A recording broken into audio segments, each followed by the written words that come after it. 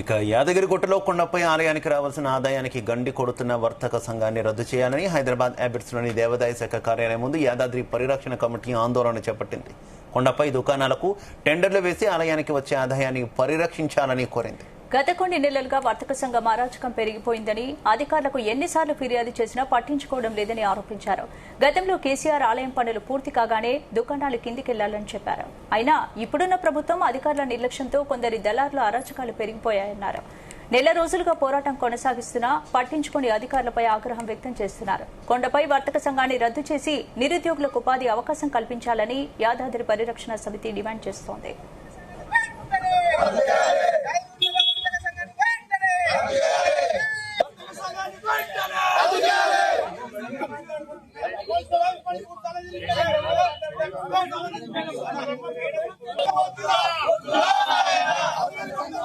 యాదగిరిగుట్ట యాదాద్రి దేవాలయంకు సంబంధించినటువంటి షాపులు నిబద్ధతతో టెండర్ నిర్వహించాలని ఆల్ పార్టీ, అంటే ఏ రాజకీయ పార్టీ కాదు, రావటం మాకు రిప్రజెంటేషన్ ఇవ్వటం జరిగింది.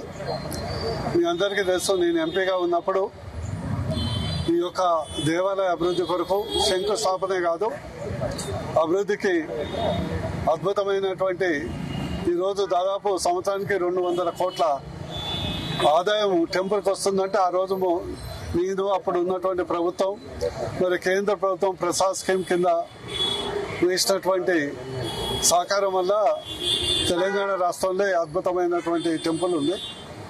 కానీ ఇక్కడ ఉన్నటువంటి ఒక జేఏసీగా ఏర్పడి అది చట్టబద్ధంగా టెండర్ ద్వారా నిర్వహించాలని కోరిక ఇప్పుడే చెప్పడం జరిగింది.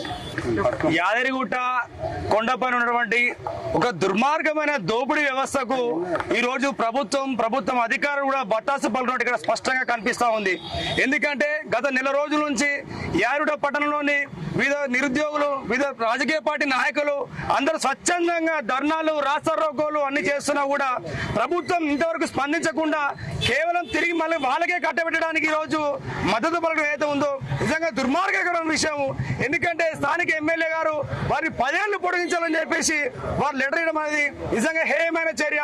ఈ సందర్భంగా ముఖ్యంగా తెలియజేసే విషయం ఏంటంటే, కొండపైన కొన్ని ఏళ్ల నుంచి కేవలం కొందరు వ్యక్తుల చేతిలో మాత్రమే ఒక వర్తక వ్యాపారం అనేది పూర్తి వాళ్ళ చేతిలో మాత్రమే ఉంది. అక్కడ తిష్ట వేసుకొని కూర్చొని నచ్చిన విధంగా భక్తులను దోచుకుంటూ నిరుద్యోగుల ఉపాధి కల్పన లేకుండా తీవ్ర ఇబ్బందులకు గురి చేసి వారు రాక్షసానందం పొందుతున్నారు.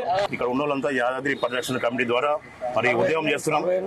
గత 30 రోజుల నుంచి వర్తక సంఘం రద్దు చేయాలి, టెండర్ వేయాలనే దాని మీద 30 రోజుల నుంచి ధర్నాలు, రాస్తారోకోలు దాదాపు 30 రోజులు చేస్తున్నాము. మరి దీని ద్వారా మరి ఈవోకు మెమోరాండం ఇచ్చాము, స్థానిక ఎమ్మెల్యేకి మెమోరాండం ఇచ్చాము, మరి కోమరెడ్డి వెంకరెడ్డి మంత్రి గారికి ఇచ్చాము, కొండ సురేఖ మంత్రి గారికి ఇచ్చాము. ఇక కమిషనర్ గారు ఇక్కడ ధర్నా చేసి కూడా మరి ఆ రోజు కూడా మెమోరాండం ఇచ్చాము, ప్రిన్సిపల్ సెక్రటరీ కూడా మెమోరాండం ఇచ్చాము. ఇంతవరకు 30 రోజులు ధర్నా చేస్తున్నా కూడా మాకు ఇంతవరకు సమాధానం లేదు. మరి రద్దు చేస్తారా చేయరా అనే దాని మీద ఇంతవరకు కూడా మాకు ఎంతవరకు ఇన్ఫర్మేషన్ కూడా ఇస్తలేరు. ఈ గత నెల రోజుల నుంచి ధర్నాలు, రాస్తారోకోలు రకరకాలుగా ఎండోమెంట్ అధికారుల కాంచి, ఎమ్మెల్యే గారు కాంచి మరియు ఎండోమెంట్ మినిస్టర్ వరకు ప్రతి ఒక్కరికి వినతి పత్రాలు ఇవ్వడం జరిగింది. కానీ కొండపైన వర్తక సంఘం పేరుతో జరుగుతున్నటువంటి దోపిడీ గురించి మీరు చాలా సార్లు వివరంగా చెప్పడం జరిగింది. అయితే వారు 10 షాపులకు కలిపి 1,28,00,000 మాత్రమే సంవత్సరానికి కడుతున్నారు.